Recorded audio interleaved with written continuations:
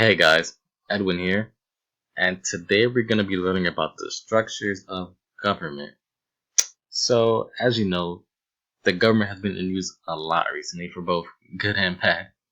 But today I'm going to be describing the three branches of government and how they operate and how they check one another. So, as you know, there are three branches of government: the executive, the legislative, and the judicial. But let's begin with everybody's favorite, the executive branch, or the president, as it's more commonly referred to.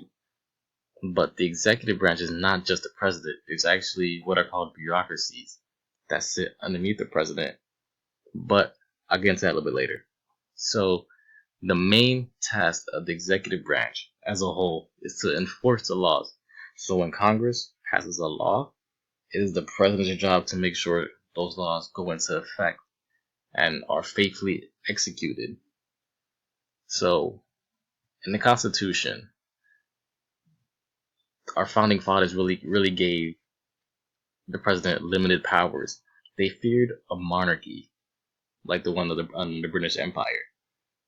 They did not want a too powerful executive, but they did give him many powers, such as the ability to appoint judges, ambassadors, and cabinet members. He is the commander in chief and the navy, which means he could send troops to other nations, but he cannot declare war. So, in a time of conflict, he could send troops to other countries or within the country, but he cannot declare war. He needs Congress to declare war. All right. The evolution of the president. So, at first, presidents, with the exception of Abraham Lincoln, were very weak. But ever since FDR, we have seen presidents take a more prominent role in lawmaking. And we've seen this with Obama's term, where his big thing was Obamacare. And he really pushed Congress to pass Obamacare, which brings me to my next point of the power of persuasion. So, this is the president's job to persuade Congress and the members of Congress to act on legislation he or she wants. So, he pretty much sets the agenda. So, during State of the Union address or statements to Congress, the president really details what he wants to get done, and Congress acts on that. And the final point is bureaucracies. Like I said previously, these are the cabinet members that sit underneath the president. So we have cabinet positions such as the Department of Justice, the Human Health and Services Department, and the Environmental Protection Agency, which are tasked with enforcing the laws. So let's now move on to the legislative branch.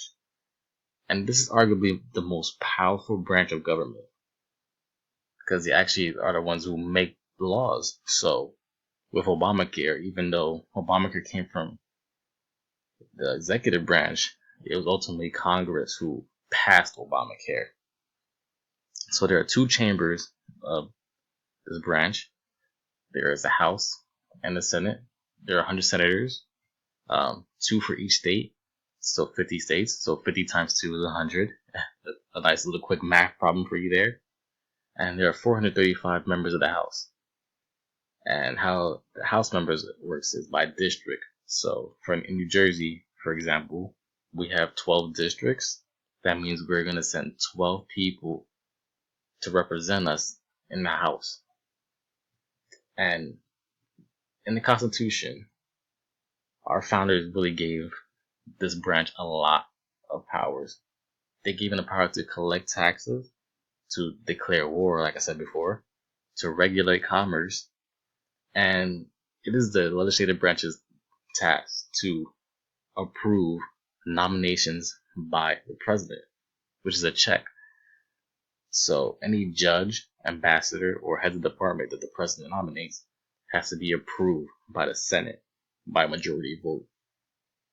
And finally, the impeachment power. So if a president steps out of line, the House can bring up charges of impeachment, or what is called articles of impeachment.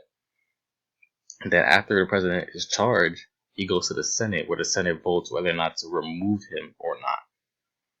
So we had two presidents, Bill Clinton and Andrew Johnson. Both had charges raised against them in the House. So the House thought the charges were serious enough to bring it to the Senate. But once they got to the Senate did not vote to remove them. They actually came up short. So we have had two presidents who've been impeached but not removed from office.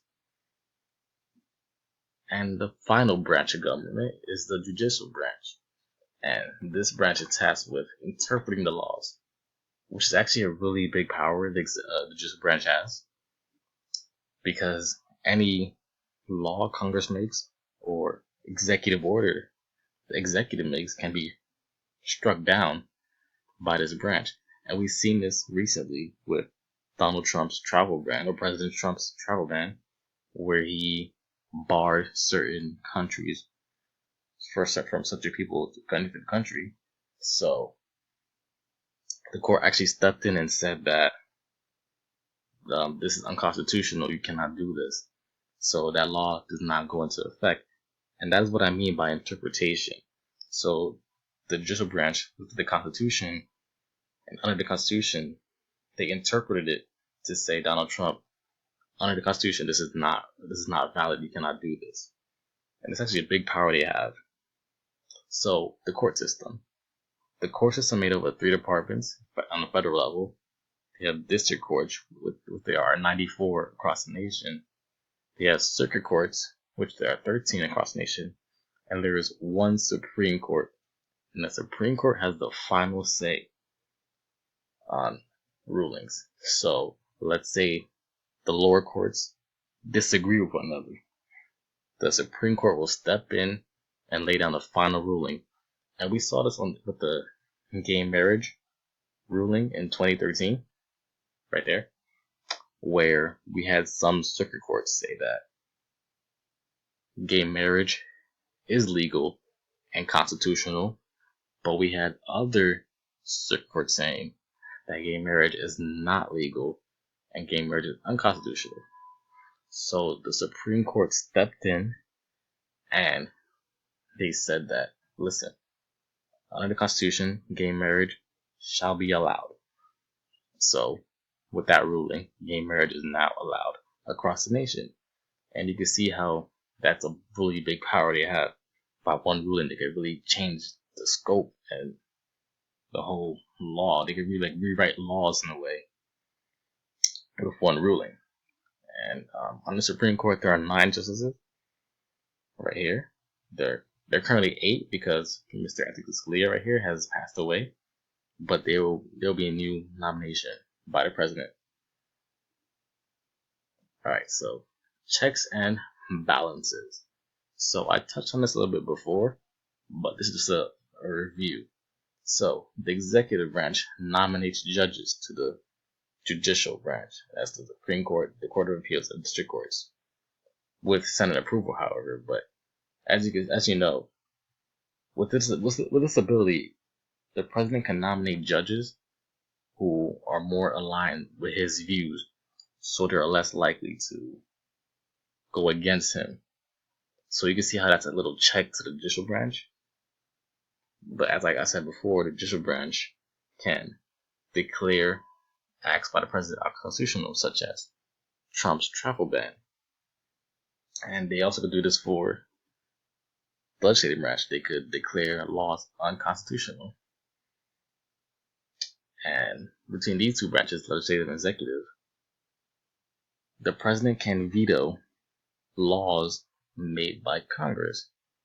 So any law passed by Congress can be vetoed by the president or signed if he or she chooses.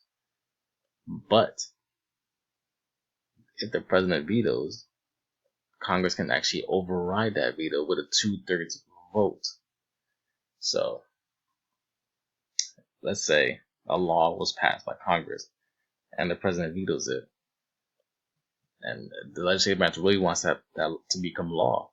They could override that veto by voting, and if they receive enough votes, that law will become valid. And as you know, legislative branch can impeach the president or remove him from office, and they approve all his nominations and they control the budget. So, as you can see here, each branch of government really checks one another, and they make sure they don't get out of line. And that's it, class. Tomorrow we'll be playing a fun game of Jeopardy, where I'll be asking you a series of questions related to this video, and the class will be split up into 2 groups, and the winning group will actually get 10 extra credit points on the next test. So make sure you guys study this video, make sure you take notes, and come prepared for tomorrow. See you guys.